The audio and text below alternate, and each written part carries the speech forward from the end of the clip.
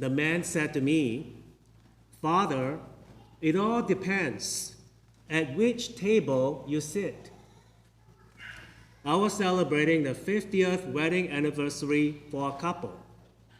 And as so often happens during these celebrations, I asked the couple how they met. And they told me their story. He had just finished his military service.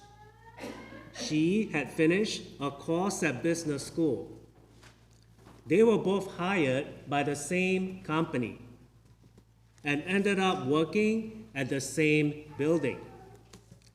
And every day during the lunch break, he sat with 3 other guys from his own department. She sat at another table at the cafeteria with 2 other secretaries. But one day, he realized as he walked into the lunch room that he had a choice. Should he continue to sit with the same 3 boring guys from his own department? Or dare he go over to that other table, the one with the 3 beautiful young ladies, and ask if he could sit with them?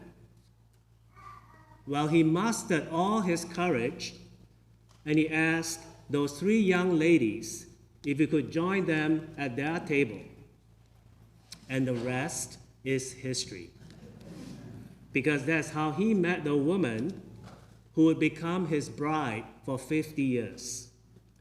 And as he told me the story, he kind of wrapped up by saying, "You know, Father, I often think about how different my life would be if I had decided to sit at the wrong table that day."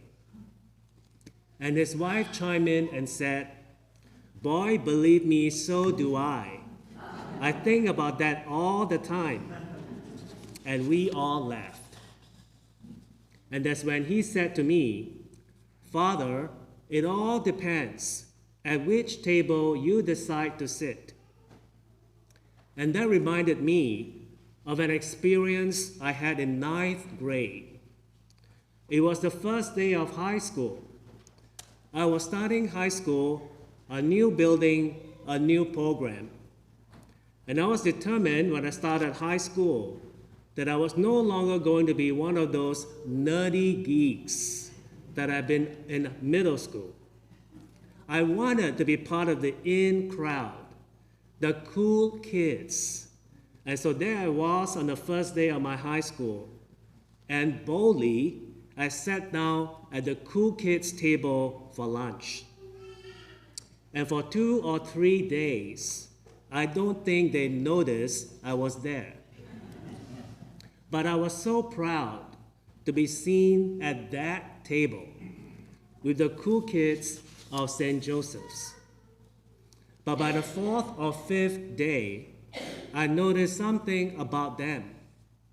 Every day at that table, everyone spent the entire lunch period speaking negatively about the other classmates.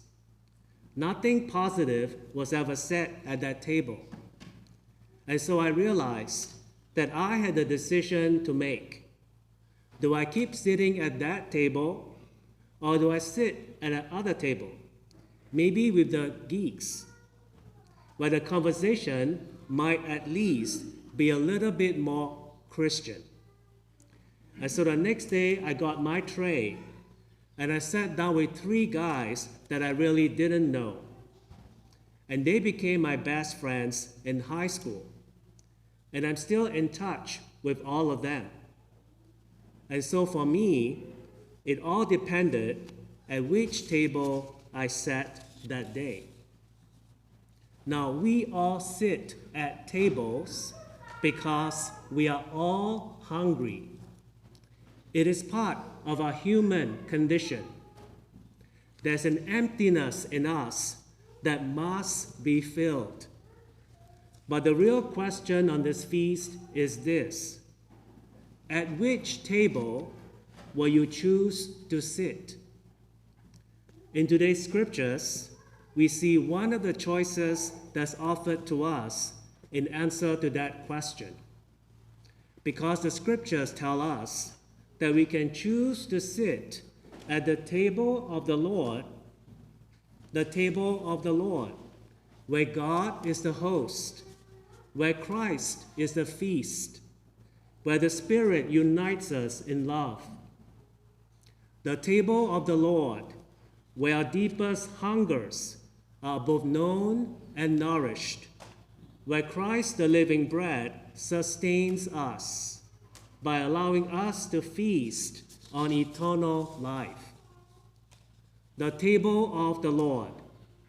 St. Paul said in today's second reading that the bread and the cup that we share here in the Eucharist allow us to fully participate in the body and blood of Christ. And Jesus tells us in today's gospel that if we dine at his table, being enlivened by his word, filled by the bread of life in the sacrament, we can live. We live now, Jesus says, and we live forever, Jesus says.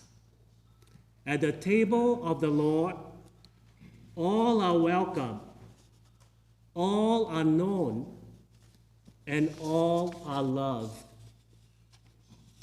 At the table of the Lord, our deepest desires are directed to the one place where we find peace and satisfaction in our communion with Christ.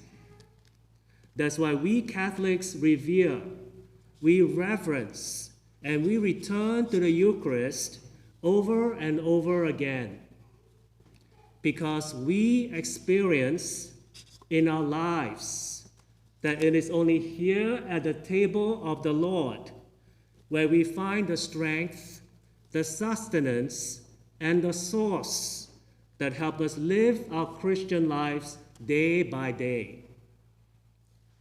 But it still depends. Do we choose to bring our hungers here?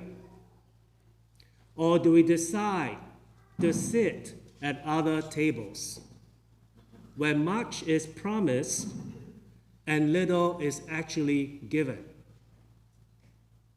We are all hungry, but at times we convince ourselves that our hungers can be satisfied at other tables.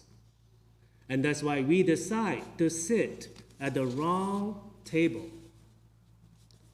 I know I'm hungry, so I decide to sit at the table of selfishness, but I'm not satisfied there. I know I'm hungry, so I decide to sit at the table of consumerism, constant spending, but I'm not satisfied there. I know I'm hungry, but I end up sitting at the wrong table. I take my hungers to the internet, thinking that I'll find satisfaction there. Or I take my hungers to the mall, thinking surely I will find satisfaction there. Surely Nordstrom's has something that will satisfy my hunger at a very high price.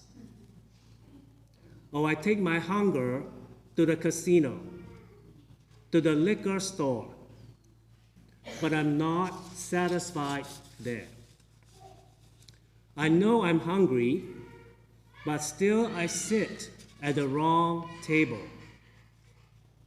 I'm hungry for real relationships, but they take a lot of work, don't they? They take a lot of sacrifice. They take a lot of forgiveness. And so I take my hungers to the table of anger, judgment, or holding grudges. But I'm not satisfied there. I'm hungry for hope because this world seems so messed up right now. So I sit down at a table, and then I turn on the TV and I watch my favorite cable television news program.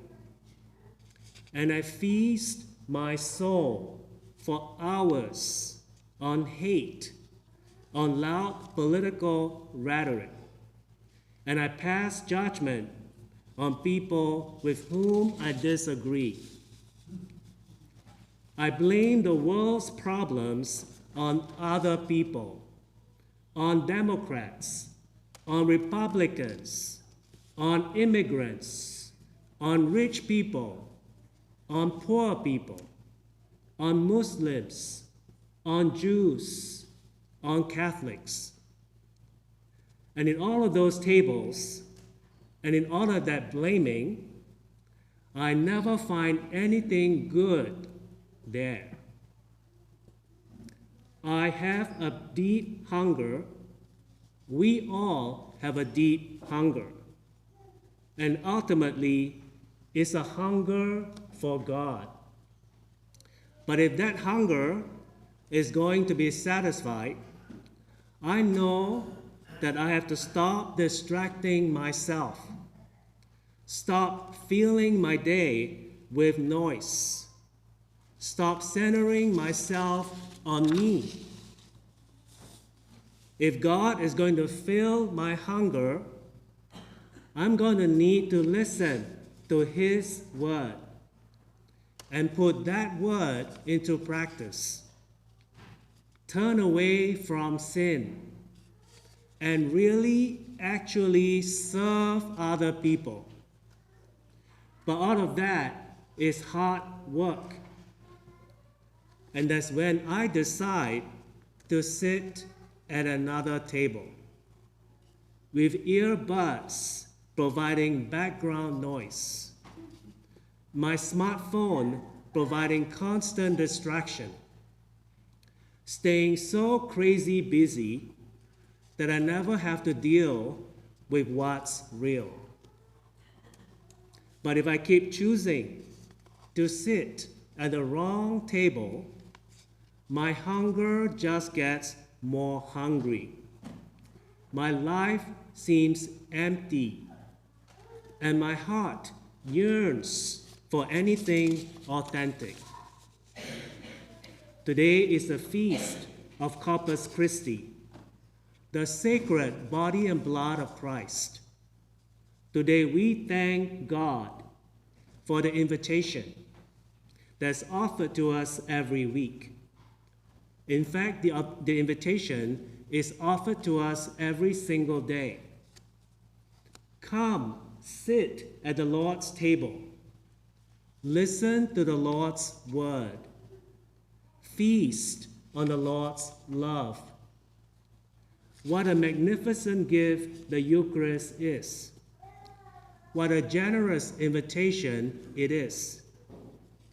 You can try to find fulfillment at 100 other tables, but after a while, your own experience will tell you that this is the one place where your deepest hungers are fed. We know we are hungry, but what's the answer to that hunger?